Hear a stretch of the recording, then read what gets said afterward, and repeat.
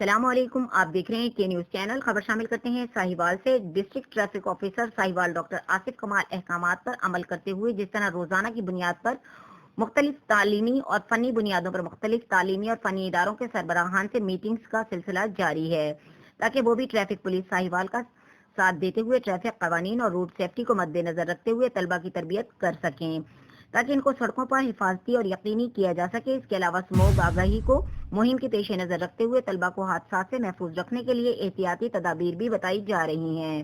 اسی حوالے سے گورنمنٹ امامیہ کالج ساہیوال میں طلبہ کو لیکچر دیتے ہوئے traffic education and road safety unit, پیدل روڈ کراسنگ کے اصول اور طریقہ کار، helmet, seat belt, side view mirrors, indicator کی اہمیت کے بارے میں مفصل بتایا گیا۔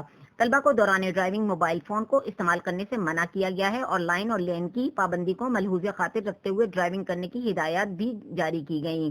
سموگ سے بچنے کے لیے احتیاطی تدابیر بتاتے ہوئے دوران سموگ غیر ضروری سفر سے اجتناب کریں اور ڈرائیونگ کے دوران اپنی گاڑی کی رفتار انتہائی کم رکھیں۔ اگر ان کی گاڑیاں دھواں دیتی ہیں تو ان کو بروقت ٹیوننگ کروائی جائے تاکہ ماحولیاتی آلودگی کا آدھا نہ ہو سکے۔ اساتذہ اور طلبہ میں ٹریفک آگاہی پر مبنی پمفلٹس بھی تقسیم کیے گئے۔